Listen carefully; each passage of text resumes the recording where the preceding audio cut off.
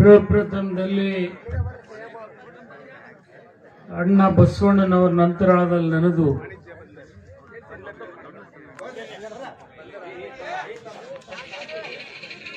ವೇದಿಕೆ ಮೇಲೆ ಇರ್ತಕ್ಕಂಥ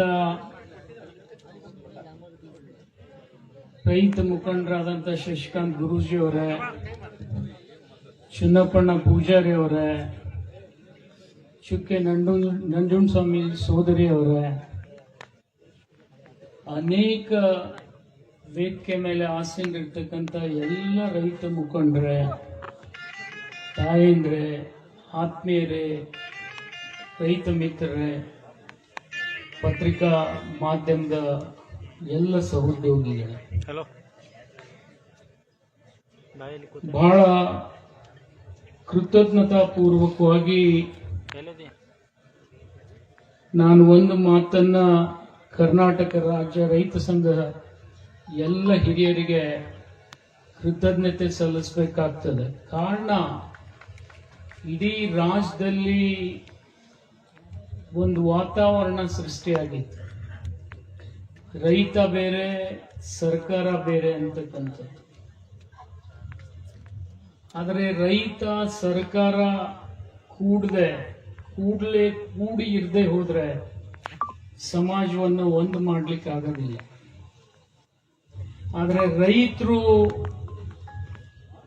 ಎರಡು ಹೆಜ್ಜೆ ಮುಂದೆ ಬಂದ್ರೆ ಸರ್ಕಾರ 10 ಹೆಜ್ಜೆ ಮುಂದೆ ಬಂದು ಅವ್ರ ಅಳಲನ್ನು ಕೇಳಬೇಕು, ಎರಡು ಮಾತಿಲ್ಲ.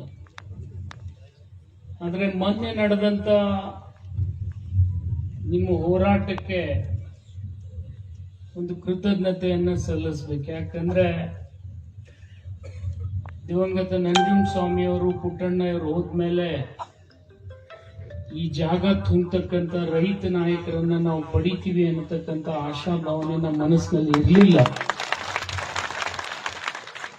ಆದ್ರೆ ಆ ಜಾಗ ಇವತ್ತು ಎಲ್ಲ ರೈತ ಮುಖಂಡರು, ಚಿನ್ನಪ್ಪಣ್ಣನ ಆದಿಯಾಗಿ ಎಲ್ಲರೂ ಏನ್ ರೈತರಿದ್ದೀರಿ, ಎಲ್ಲ ಜಿಲ್ಲೆ ರೈತರು ಇವತ್ತು ಕೇವಲ ರಾಜ್ಯ ಸರ್ಕಾರ ಅಲ್ಲ, ಕೇಂದ್ರ ಸರ್ಕಾರ ನಿಮ್ಮ ಎದುರಿಗೆ ತಲೆ ತಗ್ಗಿಸುವ ಹಾಗೆ ನೀವು ಮಾಡ್ತೀರಂತಕ್ಕಂಥ ಬಲ ಪ್ರದರ್ಶನ ನಾವು ಮಾಡಿದ್ದೀರಿ ಅಂದ್ರೆ ಅದು ಅತಿಶೋಕ್ತಿ ಆಗಲಿಕ್ಕಿಲ್ಲ. ಆದರೆ ಈ ಸಂದರ್ಭದಲ್ಲಿ ನಾನು ಒಂದು ವಿನಂತಿಯನ್ನ ಮಾಡ್ಕೊಳ್ತೀನಿ. ಸಮಸ್ಯೆಗೆ ಪರಿಹಾರ ಇದ್ದೇ ಇರ್ತದೆ. ಪರಿಹಾರ ನಾವು ಪಡ್ಕೊಳ್ತಕ್ಕಂಥ ಪ್ರಯತ್ನ ಮಾಡದೆ ಹೋದ್ರೆ ಹಗ್ಗ ಜಗ್ಗಾಟಿನಲ್ಲಿ ಏನಾದರೂ ಅನಾಹುತ ಆಗ್ಬೋದು. ಆದರೆ ನಾನು ನಿಮಗೊಂದು ಘಟನೆ ಜ್ಞಾಪಕ ತರ್ತೀನಿ.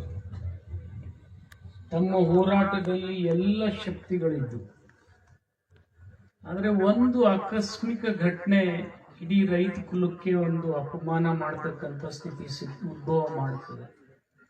ರೈತರ ಕಬ್ಬು ಸುಡ್ತಾರೆ ಅಂತಕ್ಕಂಥ ಸ್ಥಿತಿ ಬರಬಾರ್ದು.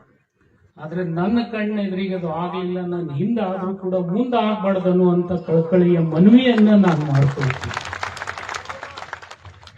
ಅದು ಗುರ್ಲಾಪುರ್ ಒಂದು ಹೋರಾಟ ಏನಿತ್ತು, ಅದು ಒಂದು ಊರಿನ, ಒಂದು ಜಿಲ್ಲೆಯ ಅಥವಾ ಒಂದು ಸಮಾಜದ ಶಕ್ತಿ ಅಲ್ಲ, ಇಡೀ ರಾಜ್ಯ ರೈತ ಸಂಘದ ಶಕ್ತಿ ಅಂತ ಹೇಳಿದ್ರೆ ಅದು ತಪ್ಪಾಗಿರ್ತಿಲ್ಲ ಅಂತಂದ್ರೆ.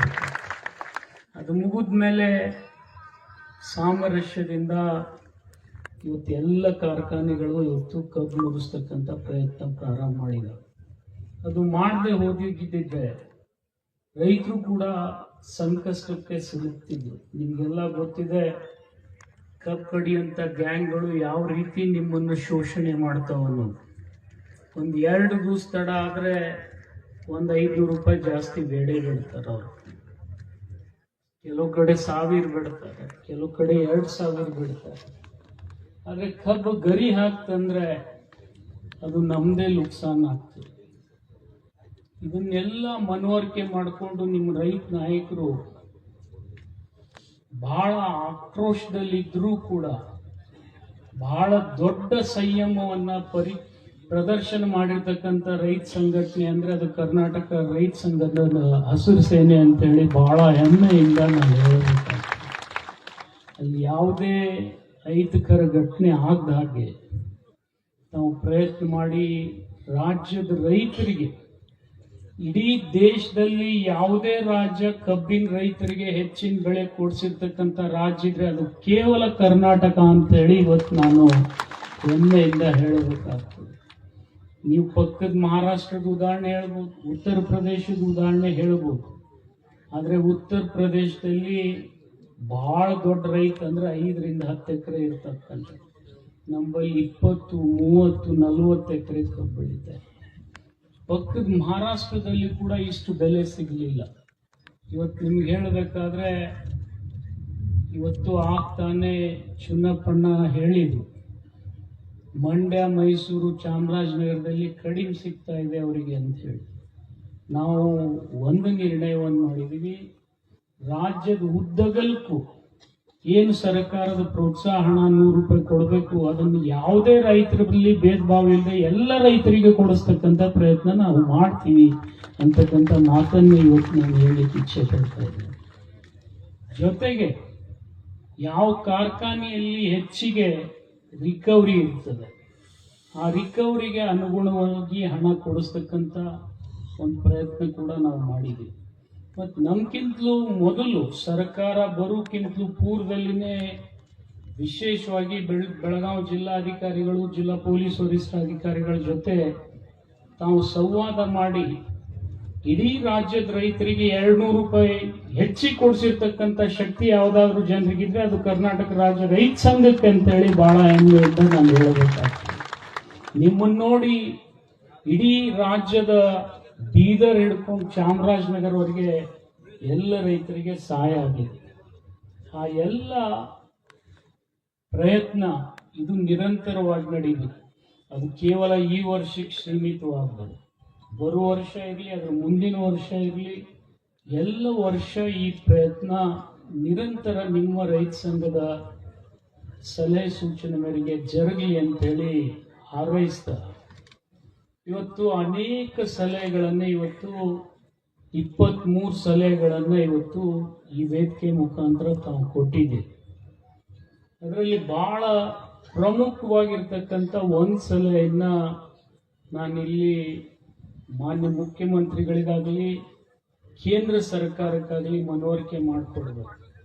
ಅದೇನಪ್ಪ ಅಂದ್ರೆ, ರೈತ ಏನೇ ಬೆಳೆದ್ರೂ ಒಂದು ಯೋಗ್ಯ ಬೆಲೆ ಸಿಗಬೇಕು. ಇವತ್ತು ಬಾಟಾ ಚಪ್ಪಲಿ ತಗೊಳ್ಳಿಕ್ ಹೋದ್ರೆ ಅವ್ನು ಸಿಕ್ಕಾಕಿಟ್ಟಿರ್ತಾನೆ 999 ರೂಪಾಯಿ ಅಂತೇಳಿ. ಒಂದು ರೆಡಿಮೇಡ್ ಅಂಗಡಿಗೆ ಹೋದ್ರೆ ಅವರು ಸಿಕ್ಕಾಕಿಟ್ಟಿರ್ತಾರೆ, ಈ ಬಟ್ಟೆಗೆ, ಈ ಶರ್ಟಿಗೆ, ಈ ಪ್ಯಾಂಟಿಗೆ ಇಷ್ಟು ಅಂತೇಳಿ, ಈ ಸೀರೆಗೆ ಇಷ್ಟು ಅಂತ ಹೇಳಿ ಬರಬಾರ್ದು. ಆದ್ರೆ ರೈತ ಬೆಳೆದಂತ ಬೆಳೆಗೆ ದೇಶದಲ್ಲಿ ಸ್ಥಿರವಾದಂತ ಬೆಲೆ ಇಲ್ಲ.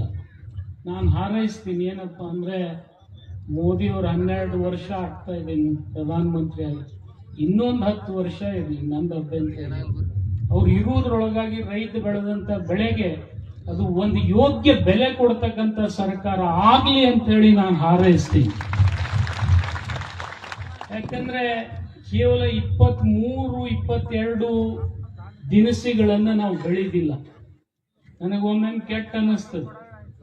ಈಗ ತಾನೇ ಚುನ್ನಪ್ಪಣ್ಣ ಮಾತಾಡಾಗ ಒಣ ದ್ರಾಕ್ಷಿ 500 ರೂಪಾಯಿ ಕೆಜಿ ಆಗ್ಬೇಕು ಅಂತ ಹೇಳಿದ್ರು. ಚುನ್ನಪ್ಪಣ್ಣನ್ಕಿಂತಲೂ ಮೊದಲು ದ್ರಾಕ್ಷಿ ಬೆಳೆದವ ನಾನೇ. ಆದ್ರೆ ದ್ರಾಕ್ಷಿ ಒಂದ್ ಕಾಲದಲ್ಲಿ ನಾನು ಯಾಕೆ ಬೆಳೆದೆ ಅನ್ನಿಸ್ತು. ಯಾಕಂದ್ರೆ ಮಗಂದು ಉಳ್ಳಾಗಡ್ಡಿಗೆ ದ್ರಾಕ್ಷಿಕಿನ ಹೆಚ್ಚು ಕಿಮ್ಮತ್ತಿತ್ತು. ಆ ಉಳ್ಳಾಗಡ್ಡಿ ಹೆಸರು ಹೇಳೇ ದಿಲ್ಲಿ ಸರ್ಕಾರ ಕಿತ್ಕೊಂಡು ಹೋಯ್ತು, ನಿಮ್ಗೆಲ್ಲ ಗೊತ್ತು. ಈಗೂ ಹಂಗೆ ಆಗ್ಯಾದ. ನನಗೆ ಮೊನ್ನೆ ಅನ್ನಿಸ್ತಿತ್ತು, ಟಮಾಟಿ ಬೆಳೆ, ಈ ದ್ರಾಕ್ಷಿ ಬೆಳೆ ಬದಲು ಟಮಾಟಿ ಬೆಳೆದಿದ್ರೆ 100 ರೂಪಾಯಿ ಕಿಲೋ ಹೋಗ್ತಿತ್ತಲ್ಲ ಅಂತ ಹೇಳಿ. ಒಮ್ಮೆ ಬೆಳ್ಳುಳ್ಳಿಗೆ 400-4,000 ರೂಪಾಯಿ ಕಿಲೋ ಆಗ್ತದೆ. ಇದು ಎಲ್ಲ ಆಗ್ಬಾರ್ದು. ನಮಗೆ ಕಡಿಮೆನೇ ಬರಲಿ, ನಮಗೊಂದು ಸ್ಥಿರವಾದಂಥ ಬೆಲೆ ಇರಲಿ. ನಾವು ಅಂಥ ಪ್ರಧಾನಮಂತ್ರಿಯನ್ನ ಬಯಸ್ಬೇಕು. ಯಾಕಂದ್ರೆ ಇದು ದೇಶ ದೊಡ್ಡ. ಇವತ್ತು ಒಂದೇ ಕರ್ನಾಟಕ, ಒಂದೇ ಮಹಾರಾಷ್ಟ್ರ, ಒಂದೇ ತಮಿಳುನಾಡು ಇದ್ರೆ ಏನೂ ಆಗ್ತಿರ್ಲಿಲ್ಲ. ಆದರೆ ಎಲ್ಲ 31 ರಾಜ್ಯಗಳು ಸೇರಿಸಿ ಕೆಲವು ಕೇಂದ್ರಾಡಳಿತ ಪ್ರದೇಶ ಸೇರಿಸಿ ಇವತ್ತು ದೇಶ ಕಟ್ಕೊಂಡು ಕೂತೀವಿ ನಾವು. ನಮ್ಮ ಪಕ್ಕದ ಮಹಾರಾಷ್ಟ್ರಕ್ಕೆ ಒಂದು ಆಣಿ, ನಮಗೊಂದು ಆಣೆ ಆದ್ರೆ ನಮ್ಮನ್ನು ಬಡಿತಾರೆ ನಾಳೆ ಜನ. ಇವತ್ತು ಬಹಳ ನೋವು ಅನ್ನಿಸ್ತದೆ. ರೈತ ಬೆಳೆದಂತ ಬೆಳೆಗೆ ಒಂದು ಯೋಗ್ಯ ಬೆಲೆ ಕೊಡ್ಲಿಕ್ಕೆ ಆಗ್ತಾ ಇಲ್ಲ. ಅದು ನಮ್ಮ ಪಕ್ಷ ಇರಲಿ, ಬಿಜೆಪಿ ಇರಲಿ, ದಳ ಇರಲಿ, ಅದನ್ನು ನಾವು ಎಲ್ಲರೂ ಕೂಡಿ ಮಾಡಬೇಕು. ನಾನು ಒಂದೇ ಪಕ್ಷಕ್ಕಲ್ಲ, ನಮ್ಮ ಎಲ್ಲರನ್ನ ನಿರ್ವಹಿಸ್ತಕ್ಕಂಥ ಅಂಕುಶವನ್ನು ಹಾಕ್ತಕ್ಕಂಥ ಶಕ್ತಿ ಯಾರಿಗಾರು ಇದ್ರೆ ಅದು ಕೇವಲ ರೈತರಿಗೆ ಮಾತ್ರ ಇದೆ ಅನ್ನತಕ್ಕಂಥ ಮಾತನ್ನ ನಾನು ಹೇಳ್ತಾ ಇದ್ದೀನಿ. ಇವತ್ತು ಕೂಡ ವಿಧಾನಸಭೆಯಲ್ಲಿ ಚರ್ಚೆ ಆಗ್ತದೆ. ಚರ್ಚೆ ಪಕ್ಷದ ಹೆಸರ ಮೇಲೆ ಆಗಬಾರ್ದು, ರೈತರ ಹಿತದೃಷ್ಟಿಯಿಂದ ಆಗಬೇಕು. ಅದು ದುರ್ದೈವ. ಇವತ್ತು ನಾನು ನಮ್ಮ ಪಕ್ಷದ ಹೆಸರು ಹೇಳಿ ಚರ್ಚೆ ಮಾಡಿದರೆ ಅದು ನನಗೂ ಭೂಷಣ ಅಲ್ಲ, ಅದು ಅವ್ರಿಗೂ ಭೂಷಣ ಅಲ್ಲ. ನಾನು ಯಾಕೆ ಈ ಮಾತು ಹೇಳ್ತೀನಿ ಅಂದರೆ, ಕೆಲವು ವಿಚಾರಗಳು ರೈತರಿಗೆ ಗೊತ್ತಿರೋದಿಲ್ಲ. ಈಗ ಏನೋ ಕರ್ನಾಟಕದಲ್ಲಿ ಇಷ್ಟೆಲ್ಲ ವಿಷಯ ತಿಳಿಸ್ಲಿಕ್ಕೆ ನಿಮ್ಮಲ್ಲಿ ತಜ್ಞರಿದ್ದಾರೆ, ತಜ್ಞರಾದಂಥ ರೈತರಿದ್ದಾರೆ, ತಜ್ಞರ ಜೊತೆ ಬಹಳ ಅನುಭವ ಉಳಿತಕ್ಕಂಥ ರೈತರಿದ್ದಾರೆ. ಅದರಿಂದ ನಿಮಗೆಲ್ಲ ಇಷ್ಟು ಮನವರಿಕೆ ಆಗಿದೆ. ಅದರಲ್ಲಿ ಒಂದು ವಿಚಾರ ಚನ್ನಪ್ಪಣ್ಣ ಹೇಳಿದ್ದೇನು ನಾನು ಹೇಳಲಿಕ್ಕೆ ಹೊರಟಿದ್ದೆ ಅಂದರೆ, ನಾವು ಏನೇ ಬೆಳೆದ್ರೂ ಕೂಡ ಆತಂಕಕ್ಕೆ ಒಳಗಾಗಿ ನಾವು ಲಘುನೆ ಮಾರಾಟ ಮಾಡ್ಲಿಕ್ಕೆ ಹೋಗ್ಬಾರ್ದು. ಆ ವ್ಯವಸ್ಥೆ ಕೂಡ ಸರ್ಕಾರ ನಿರ್ವಹಿಸ್ಬೇಕು. ನಾನಿಲ್ಲ ಅಂತ ಹೇಳೋದಿಲ್ಲ. ಮಾಲ್ ಒತ್ತಿ ಸಾಲ ಕೊಡಬೇಕು. ನೀವೇನೇ ಬೆಳೆದ್ರೂ ಒಮ್ಮೆ 100ಕ್ಕೆ 100 ಮಾರಾಟ ಮಾಡಂಗಿಲ್ಲ. ನೀವು 100ಕ್ಕೆ 25 ಮಾರ್ತೀರಿ, 50% ಮಾರ್ತೀರಿ, ಒಂದು 50% ಯೋಗ್ಯ ಧಾರಣಿ ಬಂದಾಗ ಮಾರ್ತೀರಿ. ಅಂತ ವ್ಯವಸ್ಥೆ ಕೂಡ ಇವತ್ತು ಮೊದಲು ಒಕ್ಕಲ್ತನ ಹುಟ್ಟುವಳಿ ಮಾರಾಟ ಸಂಘದಲ್ಲಿ ಮಾಲ್ ಒತ್ತಿ ಸಾಲ ಸಿಗ್ತಿತ್ತು, APMCಯಲ್ಲೂ ಸಿಗ್ತಿತ್ತು, ಆದ್ರೆ ವೇರ್ ಹೌಸ್ದಲ್ಲಿ ಕೂಡ ಸಿಗ್ತಿತ್ತು. ಆದ್ರೆ ಈ ಎಲ್ಲ ವ್ಯವಸ್ಥೆಗಳು ಕ್ಷೀಣಿಸ್ತಾ ಇದ್ದಾವೆ. ಅದನ್ನ ಬಲವರ್ಧನೆ ಮಾಡಿದ್ರೆ, ಅವ್ರು ಹೇಳ್ದಂಗೆ ರಾಜ್ಯ ಸರ್ಕಾರ ಮತ್ತು ಕೇಂದ್ರ ಸರ್ಕಾರ 50 ಸಾವಿರ ಕೋಟಿ ಬೇಡ, ಒಂದು 25 ಸಾವಿರ ಕೋಟಿ ಇಟ್ಟರೆ ಸಾಕು ಕರ್ನಾಟಕದ ರೈತರನ್ನ ಸಲುವತಕ್ಕಂಥ ಶಕ್ತಿ ನಮಗೆ ಬರ್ತದೆ ಅನ್ನೋದ್ರಲ್ಲಿ ಎರಡು ಮಾತಿಲ್ಲ. ಆ ಪ್ರಯತ್ನ ಕೂಡ ನಾವು ಮಾಡಬೇಕಂತಕ್ಕಂಥ ನಿಮ್ಮ ಸಲಹೆ ಮೇರೆಗೆ ಆ ಪ್ರಯತ್ನ ಕೂಡ ನಾವು ಮಾಡ್ತೀವಿ. ಜೊತೆಗೆ ಇವತ್ತು ನನಗೆ ಬಹಳಷ್ಟು ವಿಚಾರಗಳನ್ನ ನಮ್ಮ ಇಲಾಖೆ ಬಗ್ಗೆ ಚನ್ನಪ್ಪಣ್ಣ ಅವ್ರು ಹೇಳಿದ್ರು. ಇವತ್ತು ಕಬ್ಬು ಬೆಳೆಗಾರರ ಇಲಾಖೆ ಇದೆ, ಕಮಿಷನರ್ ಆಫೀಸ್ ಇಟ್ಕೊಂಡು ಆ ಇಲಾಖೆ ವ್ಯವಸ್ಥೆ ಬಗ್ಗೆ ಹೇಳಿದ್ದಾರೆ. ನಾನು ಹೋಗ್ತೀನಿ, ನಿಮ್ಗೆ ಆಶ್ಚರ್ಯ ಅನ್ನಿಸ್ತದೆ. ನನ್ನ ಇಲಾಖೆಗೆ ಇರುವುದೇ 2 ಕೋಟಿ ರೂಪಾಯಿ ಅನುದಾನ. ಚುನಾಪಣ್ಣಗೆ ಗೊತ್ತಿಲ್ಲ, ಅವ್ರಿಗೇನು ತಿಳ್ಕೊಂಡ್ಬಿಟ್ಟಾರ, ನಮಗೆ ಸಿದ್ದರಾಮಯ್ಯ ನನಗೆ ಒಂದು 200 ಕೋಟಿ ಕೊಟ್ಟಾರ ಅಂತ ಅವ್ರು ತಿಳ್ಕೊಂಡಾರ. ನನಗೆ 2 ಕೋಟಿ ಒಳಗೆ ನಾ ಡಾನ್ಸ್ ಮಾಡಬೇಕು. ಆ 2 ಕೋಟಿ ಒಳಗೆ ನನಗೂ ಏನೂ ಆಗೋದಿಲ್ಲ. ಆದರೆ ಅವ್ರು ಹೇಳಿರ್ತಕ್ಕಂಥ 2 ವಿಚಾರ, ತೂಕದಲ್ಲಿ ಮೋಸ ಆಗಬಾರ್ದು ರೈತನಿಗೆ. ಬೆಳೆದಂಥ ಕಬ್ಬಿನಲ್ಲಿ ನೀವು ಲಘುನೆ ಅದನ್ನ ಕಿತ್ತಿ ಒಯ್ದು ಕಾರ್ಖಾನೆಗೆ ಹಾಕಬಾರ್ದು.